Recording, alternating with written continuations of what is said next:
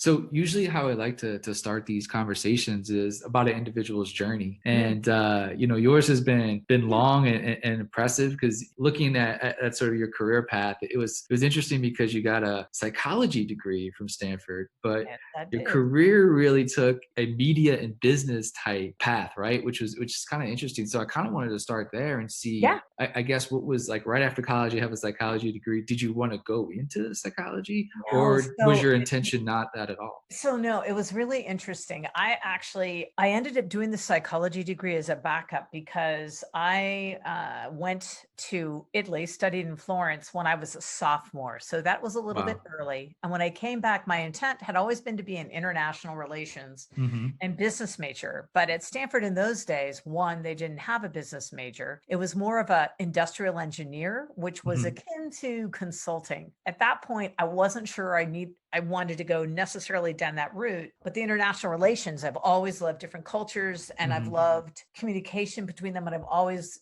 had a real passion for business. So I got back and they had changed the requirements, which meant that I was going to have to go a fifth year. My parents had me as a surprise. My mom had me when she was 41. So I couldn't put them through, and we all went to Stanford. I couldn't put them through a fourth Stanford education and add a year. So I Right. thought, great, I'll do psychology. And guess what? I'm good at it. It'll come in really handy wherever I go. Right.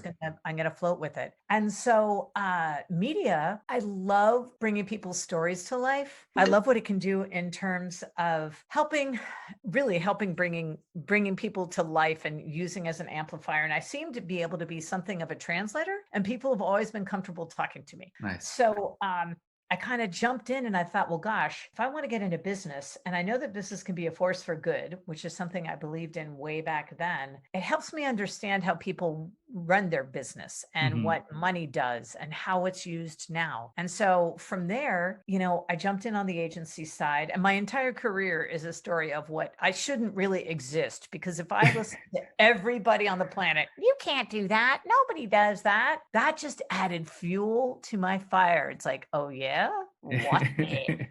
I've always been a little bit sassy. Love it. And so I went ahead and I did everything they told me that I couldn't be. And so next thing I knew, I was running a local office for the then in-flight magazines, which then Mm, led to some great big sales that people weren't expecting. And then Inc. took me in, and I got to work directly with the founder, Bernie Goldhirsch. And then amazing. that attracted to Business Week. And then I fell in love with Fast Company. Mhm. And it was there that my then editor in chief and now husband and I, something that never would have happened to Business Week because Church State, Sure. we ended up spending a lot of time together and just really creating some really cool assets that still to this day exist. That would be their innovation issue, the design issue, and really 2004, we created this social capital. It was this social capitalist awards, along Amazing. with Yeah. a couple of other great people, Keith Hammonds and Cheryl Dolly. And it was just such a fun team. And I thought, oh my gosh, how could this not be going on? Why? I mean, this is such a kind of duh. Why are we Right. not doing Right. business this way? And Right. so I then spent the next 10 years trying to figure out, okay, what does philanthropy say about this? Mhm. What does, for profit, what do big companies say about this?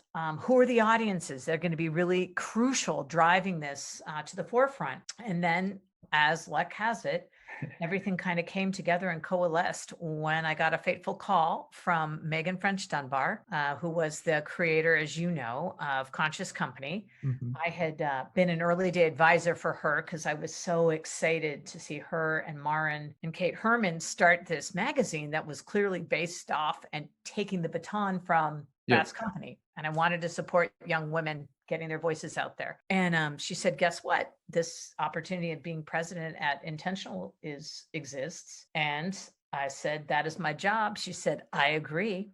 And here we are today. Yeah, So I guess it's really great because you've seen kind of like the evolution of exactly. whether we call it impact investing, whether we call it social entrepreneurship, or we call it corporate social responsibility, right? There's all these sort of terms that are Right. kind of like blending together a little bit now. We see Fortune 500 companies, everybody has a sustainability officer or should at least. And a lot of people have ESG metrics and all these different things. And really, I think, founders have really led the way in creating really interesting companies and kind of really proving that consumers, right, will go out of their way to in fact spend more money with companies that they actually believe in and with products that they actually believe in. But what I've become very fascinated with, because I think it's sort of this last great step towards really changing the dynamic of what capitalism looks like, what business looks like, and that's the allocation of Yes. capital, right? And where that goes, who that goes to me is in a transformation unlike any other time, which is really, really fascinating to look at. So I just kind of want to get your thoughts on,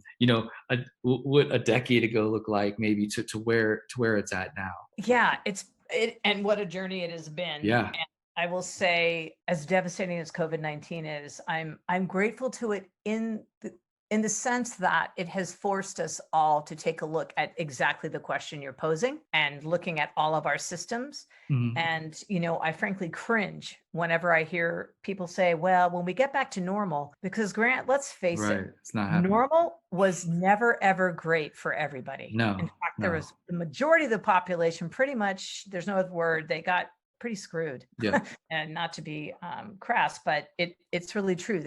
It wasn't treated well. And I think, back, and it goes back to tides. So that was 2010 and 2011. And I was working with Melissa Bradley, and we were just starting this whole notion of, donor advised funds and how Yeah. could they be put to good use. And then social impact bonds were just getting Mhm. started. And in fact, SOCAP, little did I know, foreshadowing, was just getting started. And it was really an early mover advantage for the majority of folks happened to be a lot of middle-aged white men, because at that time that's where the majority of the cash was. Yep. And so grateful to them for getting it started and rabble rousing and figuring out, okay, what can we do now? Fast forward, there's been huge, not as big as they need to be, but it feels Mhm. huge inroads into getting more people involved. And we've been fortunate to be able to do a program with Sir Ronnie Cohen, who's just recently written a book, Impact, and how reshaping capitalism for an impact revolution. Mhm. And he speaks to this, and a lot of it has to do with, over time, more and more people realizing, well, gosh, we're just giving the money to the converted, to the Mm. people that already can easily get the money. We're Right. not really, getting it to the folks that don't get money. But I also want to expand beyond that. So often we all think of capital in the terms of financial capital. Yes, that's important. Mhm. But ways that all of us can get involved is through the other four forms of capital, be it reputational, social, Mm. intellectual, Mhm. and Mhm. also political. We all have access to all five, but to a different degree. And that's where the need for this collaboration comes in. So that's when, impact investing, and that whole term was coined in a historic meeting in 2007, when there were some European banks and some investors, and then some philanthropists and some high Mhm. net worth individuals. And they all said, hey, look, there's these huge, egregious social challenges. Philanthropy alone can't do it. They Right. don't have money. They can't do it at scale. So that's why we all need to start partnering. And I think now are starting to see, everybody wants data.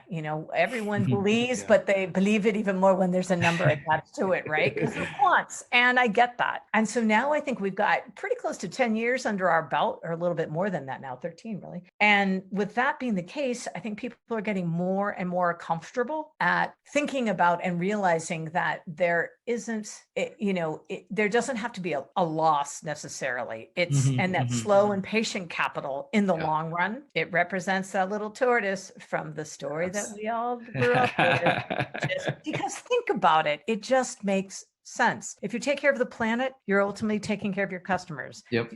which then it becomes this whole regenerative cycle. So I'm excited to see now some new vehicles, these community development notes, where folks Mhm. can get involved at $10 and Yeah. $20. I'm really very excited to see large buckets of, assets under management, such as those posed with, say, pensions and 401ks and Mm-hmm. endowments, starting to say, "Hey, wait a second, we've really got to get to work, and how could we further drive change?" And I'm going to say I really credit a lot of the millennials and Gen Z and Gen Y Mm-hmm. because, as you mentioned, they're really challenging all of us to vote by, with our feet where we work, with our hands and but with our wallets what we purchase and consume, and with our hearts what we are financially investing in. It's it's a monumental task, I think. But I think Yeah. if we could shift, both from a consumer side, right? If we could shift 10% of consumerism to much Yep. more of buying it a little bit more sustainably and ethically, that's a Yep. tremendous shift, right? And same with capital. If you can allocate 5% of traditional Exactly. capital just to sustainable approaches, right? And sort of just different, more innovative approaches, that shift is massive Phew. in sort of the return on impact it could have, but also return on revenue, right? That's Right. what the data will prove out, is that actually like taking care of the world and taking care of our environment is actually profitable. I think it could be Right. more profitable than Well, destroying it. exactly. And that's the thing that I always Mm, laugh about and shake my head. It's like, how do we not see this? But to this end, now we get into the world of greenwashing, yeah, for sure. blackwashing, Mhm, mhm, whitewashing. We're mhm. doing a lot of washing Lot of and making washing. sure, right? Lot And lot making of washing, but nothing gets clean. nothing's But getting clean. Exactly, that old ring around the collar. And so with that, I get a little torn because, sure. so we take a look and we know that this is the year 50th anniversary, Milton Friedman, shareholder primacy. We all know, whoopsie,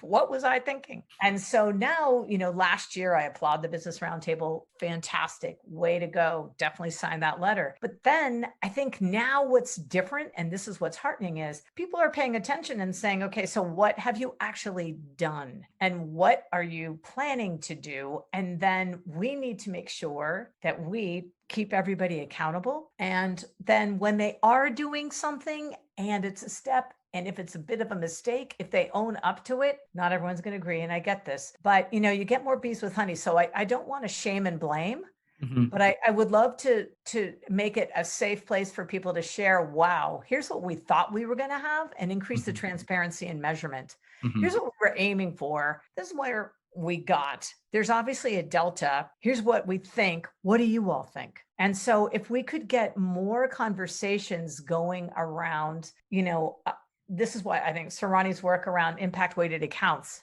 right? mhm, Where mhm. you're Interesting. demonstrating both profit and also impact, to the planet and to people based on how your company is run, is again, it's a no-brainer. And my hope is that in the not too distant future, say I'd love to say 10, I think it'll take longer, but in the next decade or 2 decades, that impact investing becomes synonymous. Of course it's an impact investment. You wouldn't imagine having a portfolio that was anything else than purpose driven aspects to it. And same thing with social entrepreneurs. They would all be entrepreneurs. Entrepreneur is synonymous. Of course, every company and even corporates, they're all going to be purpose driven.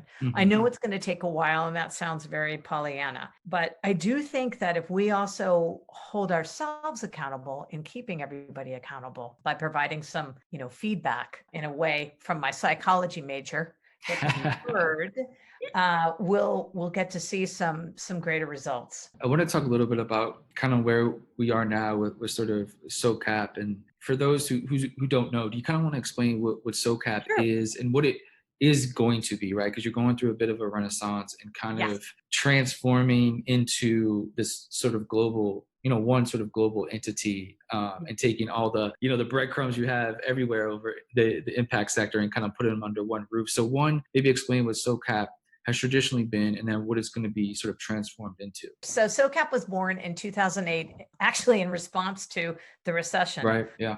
So things like a pandemic, we've got experience with this, never comfortable, and it was really created to get all these early day impact investors along with the entrepreneurs who were doing the work, and an effort to try and get everyone gathered under this, what we call the big tent. Hmm. When we did get to meet in person, it was actually in San Yeah. Francisco at Right. Fort Mason, right? And the mission really is to unlock capital in its every form to move markets forward and to make sure that those who are doing the work get the tools, they get the connections, and they get the broad-based community that will enable them to not only just survive, but to really thrive, so that we can all work together and work on solving some of the world's largest challenges. So historically, we had been a large event. Right. 3,500 folks. We had a Probably fledgling. the biggest impact investing sort of Yeah, conference or meeting in gathering. the, It yeah, is. I mean, yeah, It is. yeah.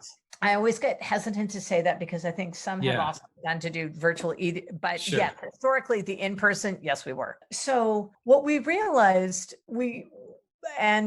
intentional media bought SOCAP. Their SOCAP, the owners and founders were looking for a buyer, and so we were fortunate enough to be able to buy it, which was great. Yeah. But we quickly realized, oh my goodness, so this is one group, the converted, and that's a fantastic, really important group. We need to get access to those who are curious and even those who are somewhat agnostic. Sure. To that end, we created a new effort to talk to that audience of sort of corporate and traditional capital allocators. That's our Total Impact brand, and that's a lot of how to and best of and reaching primarily more asset managers and Right. large banks and Goldman Sachs. And then we recognized, okay, well, that's great. We've got to make sure we've got the right companies and that Right. our companies. So that's when we bought Conscious Company, which at the time sort of more social entrepreneurs, sort of smaller, mid-sized Yep. groups, and those who fuel purpose-driven leaders. So we had all of this, and it's very confusing to talk about. So what we are in the right, it's just a lot. So what we're in the process of doing, and it's really exciting, and it had been on our plan that I had presented to the team in December of last year.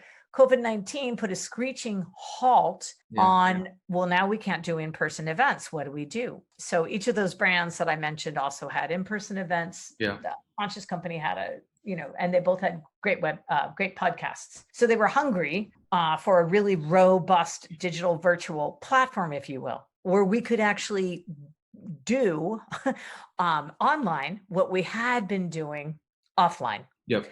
And so, because two of the key beliefs that we have is the wisdom of the crowd, and then also the serendipitous nature of connection with those you don't know. So we have now looked at moving and shifting from this notion of being a house of brands to what we're calling a branded house. So from this point on, we'll be doing SOCAP Global, and everything will be falling under SOCAP Global, and we'll have SOCAP Live, and those will be our events, and we'll have SOCAP Digital, and that'll be all the podcasts and the webinars, et cetera. Still going to specific audiences, but that's where they'll be found. And then looking to build out SOCAP Awards, because we have some already that are in existence through our Spectrum and World Changing Women and Total Impact Portfolio Challenge brands. And then we've got a few other things that we're looking at and sort of testing what else would serve the community, and looking at post this SOCAP, how we can help fuel folks and make sure that they've got everything that they need to really drive forward. So with SOCAP Virtual, we made the decision in March,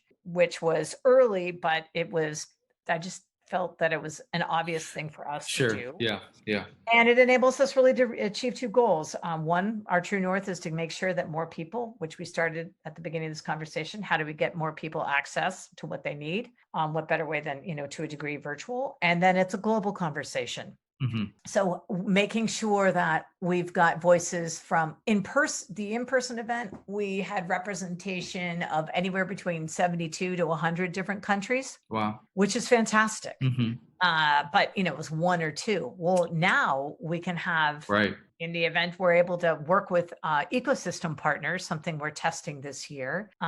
We can possibly have viewing parties around the world, and we can create a SOCAP Global Roadshow that is essentially a little, this is something we're looking at, 3 to 4 hour little best of that we can go and populate, so that around the world, some of these other conveners have additional content that they may be lacking. Amazing. I think that, out of all this, I think, the transformation to digital was happening anyway, right? But I also think it's actually really difficult to build an on the ground sort of successful event, right? Or brand, right? On the ground. That's still very difficult to do, right? And so to have that already in your bag, right? Kind of already had success there. Yep. I think it only ensures that the digital side will not. It's not going to be easier, right? But I think having that on ground, prove it out already, is going to make the digital transformation easier than it would be for a company that maybe didn't have that on the ground event sort of experience and have that name sort of be already synonymous and have that brand awareness. Now when you bring that online, I think it only sets gas to the fire a little bit, right? I think the potential is just much greater now, like you said. Well, thank you. And it's also given us an opportunity to really step back and take a look at how can we reimagine this space. We were the early movers and pioneers back in 2008. So fast forward, what does it need to look like now, right? I think that's something that each of our systems that we have in this world, be it education, healthcare, Hmm. capitalism, business, finance, they're all being challenged because we are still doing it the way we did it 100, 200, Right, right. larger, right? So if we're about impact, we've got to stay dynamic to a degree, right? There's going to be a core, but what could we now know? Because we know that the time calls for us to practice what I call situational humility. And that means we are facing huge scarcities of water, of Hmm. food. The Hmm. climate is off the charts, extraordinarily extractive situations, much too large for any one person, company, or even sector to handle on its own. So we need to really start reaching out gladly and saying, hey, I can do this part. What part can you do? And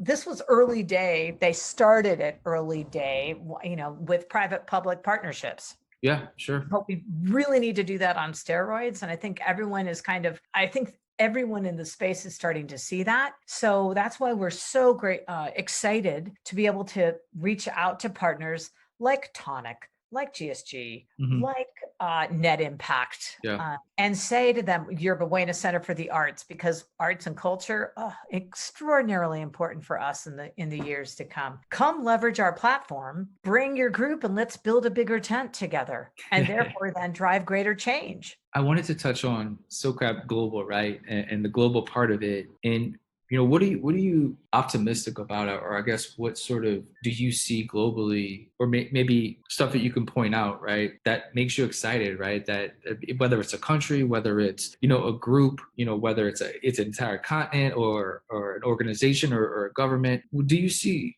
globally much more of a response to this vision of sort of a better sort of capitalism, then is it tougher to speak about that in America than it would be globally? Do you see that there's much more of a Yeah, it's interesting. I'm going to speak to this in a subsequent conversation later this week as well.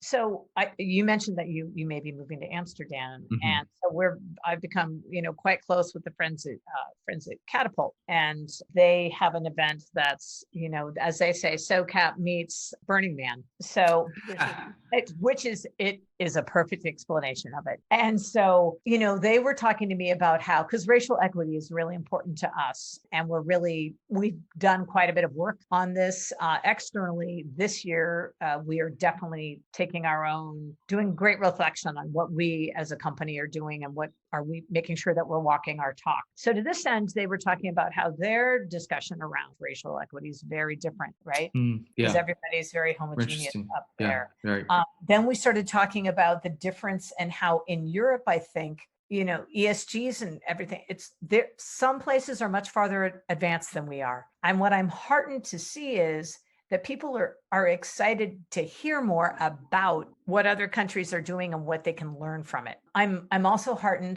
to see things such as, government shifting how it's getting involved Right. and opening its arms. I have always felt that, one of the most powerful combinations would be, I think there's an extraordinary amount of innovation in the African continent. Yeah. I mean, you think about with such little resource. Can you imagine what would happen if you got the African continent to work with the resources in Latin America? I Yeah. mean, it would be phenomenal. And I believe now people are starting to look at that. And they're starting to see, wait, okay, we could actually do that. And I think that's what heartens me is people are starting to take a step back and say, huh, what's an unlikely bedfellow with whom I could partner? And I'm going to reach out and see how I can. On a local, more personal level, we at SOCAP, we've got the convening space. I want to salute the folks at Social Enterprise World Forum. Jerry, their faithful leader. He is going to be, they just had a huge event virtually, and they're going to be doing a massive debrief, which is something we're going to be doing so that, the conveners are all starting to work together and figure out how can we share our learnings so that who knows, potentially one day we may even build our own, convening platform for conveners built together with conveners, and it becomes a sort of a virtual meeting place for all. So I'm heartened by the opening that I'm seeing, and also this growing willingness to try. Yeah, it's funny you mentioned Africa. We just had a story on Cause this week that my founder friend in Uganda started basically a technology sort of accelerator and sort of agency in the slums of Uganda. Wow. And he sort of is really taking the mantle, and he wrote a piece called The New Africa. And within it, he says that I just want to kind of quote from it because I think the numbers are Sure. kind of astounding. It goes to like what you said. Africa is the youngest and fastest growing continent in the world. By 2035, the number of young people reaching working age in Africa will exceed that of the rest of the world and will continue to do so every year for the next century. By 2050, 1 in every 4 humans will be an African, and 40% of the world's Wow. population will be African. And he said by 2030, there will be 375 million young people in the job market in Africa. Oh my And God. so I think you're right in that, for so long, that continent has, and I think this is to me where technology is, we could see like, I think here we see a lot of negative aspects of technology, right? We see that Yeah. sort of with, Yeah. with all Those. the Senate hearings and a lot of negativity towards Right. that, right? But he is literally like building and changing lives through technology, taking kids, taking adults out the slums and teaching them how to use WordPress, right? How to use all these technology tools, because then he can go out and get clients from around the world and say, hey, we have top tech talent here in Africa, Right. right?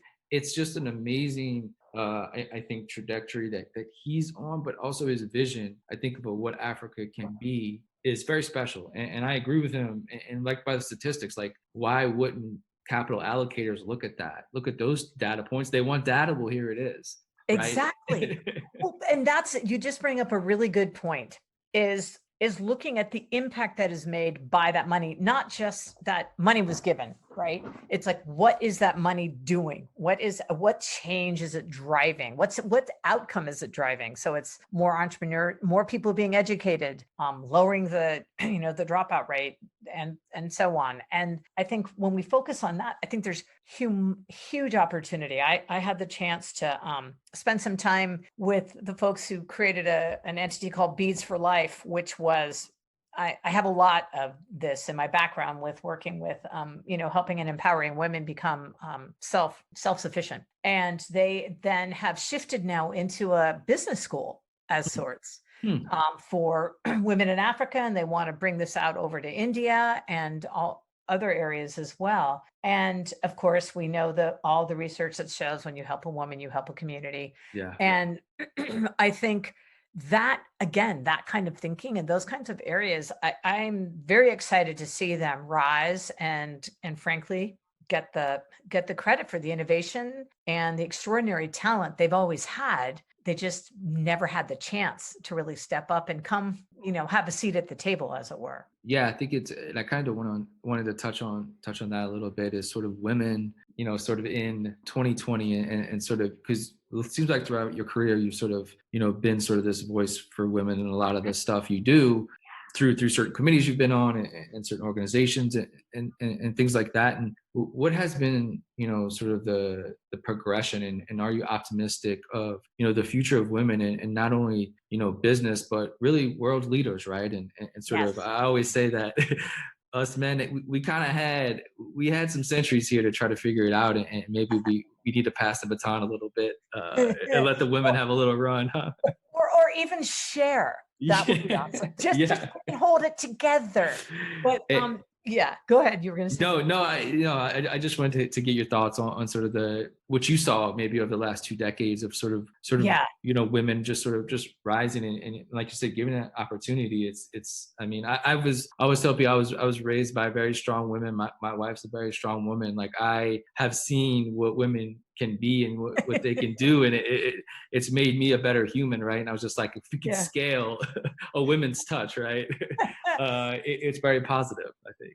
Well, we always joke, there's a reason why we have the babies. I'm just Yeah, saying. for sure. But and so to answer your question, I am an optimist by nature, but I really am optimistic that more and more women are getting comfortable in their own skin and utilizing their voices. I think COVID-19, the fabulous Forbes article that pointed out that the countries that were, doing the best were all run by Hmm. women.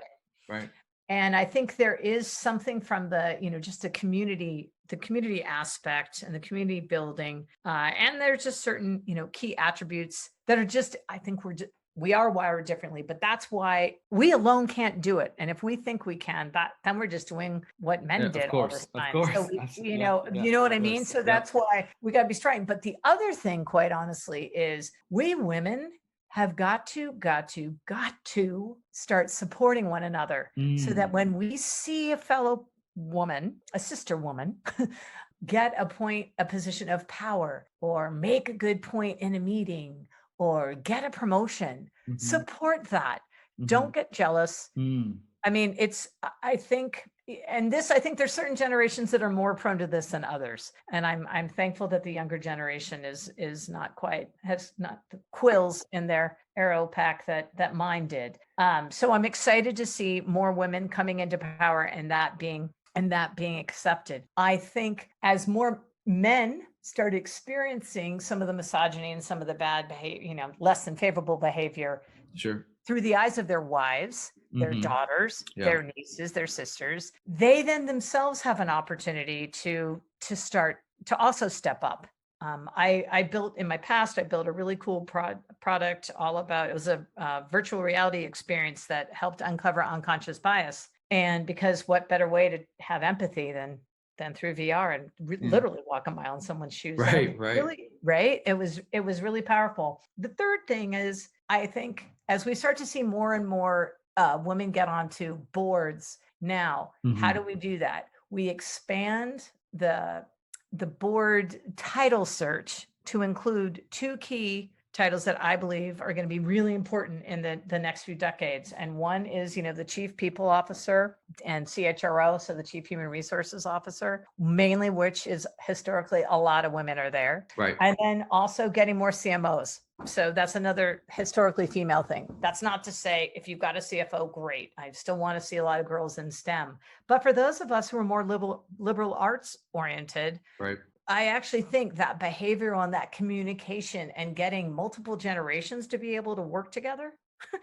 and translate what everybody's saying, there's going to be, as you mentioned earlier, that woman's touch. That's Mhm. really going to be important and come into play.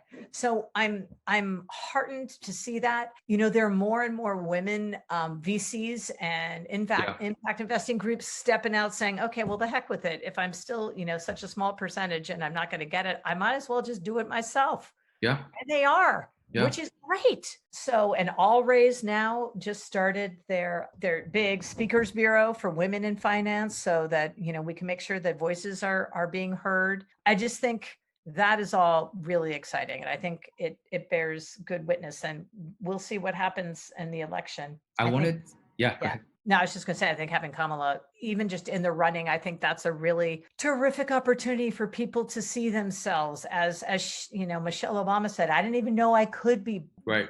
the first lady. Well, how cool would it be someday for people to realize, wow, we can be presidents, we can be vice presidents, we can be governors, leaders, prime ministers. I'm excited by all of that. I usually like to end a little bit on successes and maybe goals and sort of like you talked about the North Star for a little bit. I know that the future is a little bit uncertain right now. And, future's always kind of uncertain, but now more than ever, a little bit more so. But when you sit down with the team and just like personally sort of reflect, like maybe over the next 3 to 5 years, I guess, what is the vision for SOCAP, and what are some of the successes, right, and goals that you want to achieve? Not only as a platform, but as a team, but maybe as an individual as well. So, this year we have about 12 different themes that, again, I mentioned we believe in the wisdom of the crowd. So we do a listening tour, and then we feather up what we're thinking, and then the community votes, and then we move forward with that. Hmm. And, we've got everything from radical change and future of work to next gen leadership. And then, of course, we've got expected things such as climate action and global health and education, resilience and meaning, and of course, where would we be without impact investing and Hmm. racial equity, and the arts. And I think, for us, if we were able to get more voices in each of those areas, and systems collectively thriving and working together, and have this monumental shift where we move from just talking about change to actually doing the change, instituting the change, and driving that systemic shift. They say being an influencer, it's making people, think differently, but true success is when you have people act differently. So if we were able to play a role in helping people be introduced to something in a way that they could in fact do differently, act differently, and I'm going to say be different, then I think that would be incredibly important. And I would look at that as true success. That it was kind of what I had mentioned earlier, that we shift from just impact investing to, of course, it's investing. Of course, a Right. company is purpose driven. Of course. And then I will also say that we become a better conduit to capital in all its various forms, so that once and for all, every face of every color has a seat at the table and is met with what they need, when they need it, how they need it. End of story, done. Right? I mean, come on. And that one's a biggie, and we Yeah. can't do that alone. And that's why I'm really excited to have such extraordinary partners to work with. For me personally, is if we're able to really instill and kind of ignite that passion, and we've been hit with a lot of waves, Grant, this year. I Sure. won't lie at all. It's not been one big easy. We're in For like sure. class 4 and class 5 rapids. So if we can just keep going through that with in mind what we set out to do, which is what I had just said, I will right now, this year is probably one of the proudest years I've had. Just because it's been also one of the hardest years in terms of, driving this change amidst kind of not really knowing Right. exactly, how these things are going to turn out, and being hit with yet another set of wave after wave after wave. So if I'm able to get through this still standing with at least some color, not some hair, not gray, it'll be huge, that's right? a that's another data point, right? Gray hair. We can Yes, really look at exactly. that. Keep an eye on my head. That'll tell you. But also, seriously, too, successfully leading over and passing the baton to this next generation Yeah. and making sure we get more new voices heard. I think that's my most excited piece. If we can continue to be looking on that horizon and saying, hey, here's a really great soul doing extraordinary work that you might not know about, but man, keep an eye. They're doing stuff, and there might be a way that you can help. I think that would be huge success. Well, thank you so much, Kate. This was amazing conversation. I knew it would be. Um, but best of luck with this year's SoCap Virtual. I know it took a lot of work, a lot of effort. I'm excited to attend and check it out, and kind of what the future holds for SoCap Global, because I think it's something that's sort of needed in the industry, is sort of this a go-to place, right, for knowledge seekers within the sector. And like you said, more people who are coming from traditional capital, right, or traditional Mhm. consumerism, get them into the flow, and kind of find a way to do things differently within their own life, right? And I think that's platforms are important. It really is important. To me, it's the new education, right? I think Exactly. it's a way that we can all learn throughout our lifetime. So I think platforms are important. So best of luck in building out the new sort of platform and the brand, and can't wait for SoCap. And I think it's gonna be a success. And best of luck to the team, and best Yeah. of luck the rest of the year. I do want to say one last thing. The team has been extraordinary. Yeah. Uh, they've weathered a lot. And I want to acknowledge all the immediate team, the expanded team, anyone who's in our orbit.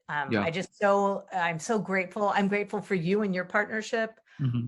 and the support. And I want to acknowledge everybody that, we could not build this big tent alone. So, and we know that everybody has an option and a choice to where they can spend their time. And we're just very grateful and appreciative of folks spending it with us when they do. Well, thanks again, Kate, and have a